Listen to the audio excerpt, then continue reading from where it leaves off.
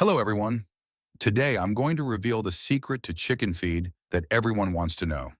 How to raise chickens completely for free without it costing you anything at all.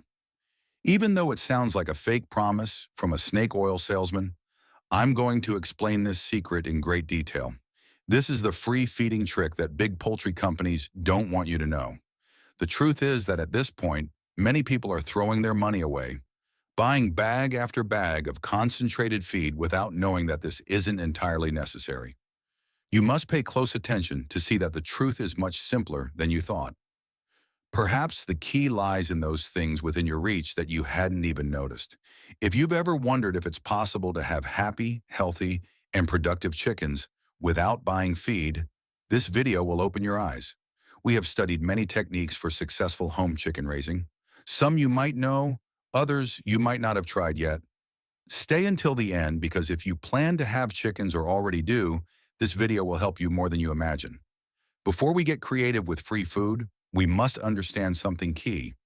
What does a chicken need to be happy, healthy, and lay eggs properly? Because yes, they can look for their own food. If you release them in scrubland, chickens can scratch the ground and find insects, but if they don't have what they need, they won't produce well. If you're careless instead of a laying hen, you'll have a skinny wanderer that doesn't leave a single egg. Also, we can't put all chickens in the same category. If you don't know, some types of chickens lay every day, but they were created by humans to fulfill that task. How were they created by humans? Yes. Years ago, no hen could lay eggs every day. That was impossible. Through science, we created those hens, and they are capable of laying every day because they weren't raised in the field, but with feed coming from a laboratory. If you release that type of hen into the field and leave them alone there, they won't lay as much because building a daily egg requires an immense amount of nutrients and energy. Naturally, that cannot be achieved unless humans intervene and create the necessary food. However, having chickens at home without it costing more than the rent is completely possible and achievable. We can lower feed costs to levels never thought of before, keeping the birds in good physical condition and with good production levels. Choosing the right breed is one of the first keys. The chickens that perform best with homemade food and don't demand shop-bought food are Creole chickens. Creole chickens eat almost anything, but that doesn't mean everything works for them. One of the great advantages of this type of hen is that they are adapted to the climatic conditions and the food naturally found in the area. Since they are already adapted, they get sick less, utilize the nutrients from local products better, and forage better.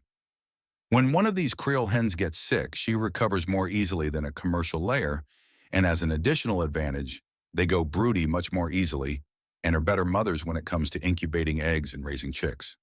Unfortunately, human thinking has become so skewed that we sometimes forget chickens are creatures of nature, and many people who think about raising small hens want them to produce eggs like crazy while giving them only air to breathe.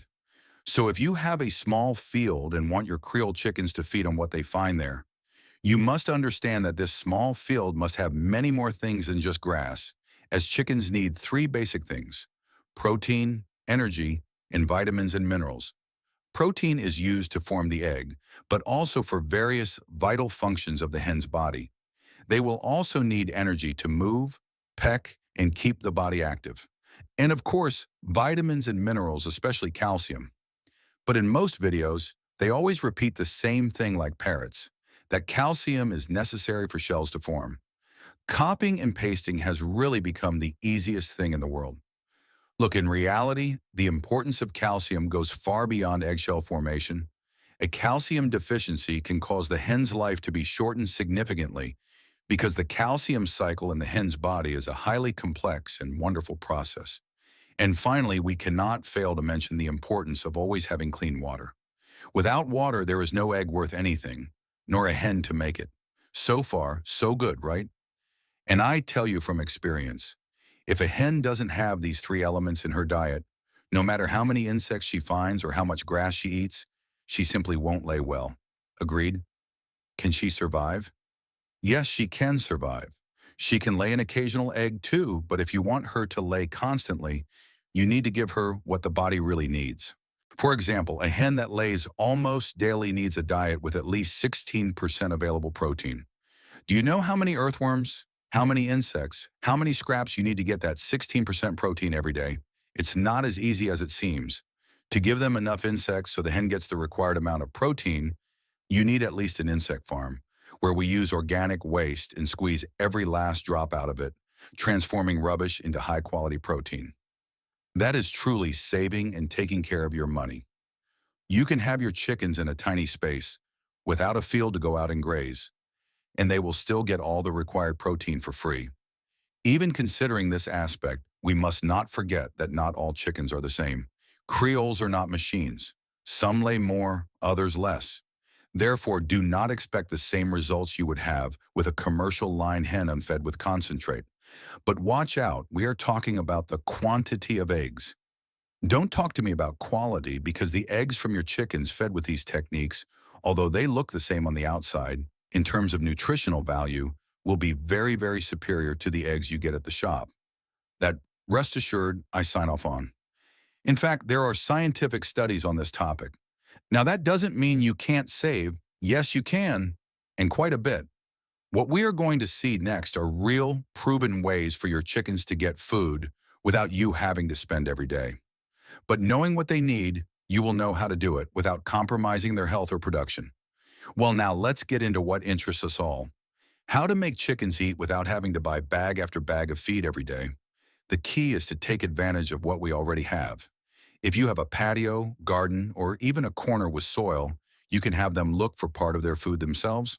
For example, the mobile chicken coop is a proven idea. It's a kind of cage with wheels that you can move every day to a different part of the land. They take care of looking for insects, eating grass, scratching, and you save on feed. You can also do a controlled release, which is letting the chickens out, leaving them free for a few hours, and then returning them to their pen. If the land has vegetation, herbs, or some insects, they will feed without you spending a penny. This works, yes, but two things must be kept in mind. First, not all soils have the same load of natural food. If you have a very clean, very dry plot, or one without shade, they won't find much. And aspect number two, this serves to complement, but it hardly replaces everything a laying hen needs daily. Another great idea is live composting. Instead of throwing away kitchen scraps, you mix them with dry leaves and make a compost pile. There, larvae, earthworms, and insects begin to grow. And for chickens, that is a protein banquet. They literally feed for free, and you are also improving the soil and reducing rubbish. This system is excellent, but it takes time. Compost doesn't fill with insects overnight. Also, depending on how many chickens you have, it may not be enough as the sole protein source. It's ideal as a reinforcement, but hardly as a base food. You can also give them kitchen waste, peels of some fruits, old rice, stale bread, vegetable scraps, even some meat or fish, as long as it's not spoiled or heavily seasoned. The important thing is not to give them rotten, moldy, or highly processed things. A useful trick is a recycling pot. You mix the scraps with a little ground maize or bran, and that's it. A daily banquet. This is very useful in families or houses where cooking happens every day. But if you don't generate many residues, or if there are many chickens, you'll need something else.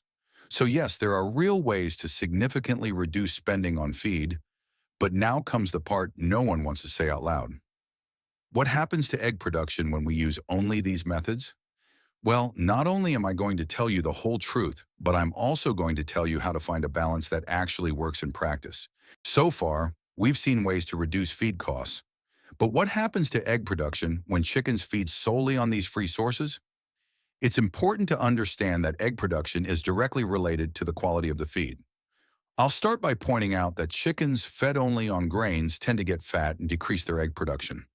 What we recommend is a balanced diet that includes essential proteins, vitamins, and minerals to maintain good production. Chickens that have access to both insects and vegetation tend to produce eggs with deeper colored yolks, which is an indicator of a rich and varied diet, but don't rely solely on that. Therefore, while it is possible to reduce costs using free feed sources, it is essential to ensure that the chickens receive a balanced diet to maintain constant and quality egg production. So we've seen it. Yes, chickens can look for part of their food alone, and yes, we can use kitchen scraps, compost, controlled release, forage, and insects. But if we want them to lay eggs constantly, it's not enough to give them what's left over. What do we do then? Here comes the most important part. You don't have to choose between spending a lot or feeding them only with scraps. There is a middle ground. First, use everything free you can. Grass, insects, compost, waste. But if you can, add an additional protein source at least once a week, which can be black soldier fly larvae, earthworms, fish meal, if you can produce it or get it at a low cost, or cooked or sprouted legumes, lentils, beans, soya, those things. And the second key is calcium. A hen without enough calcium can keep eating, but the eggs will come out without a shell or with a weak shell. This is only the tip of the iceberg, a very bad iceberg.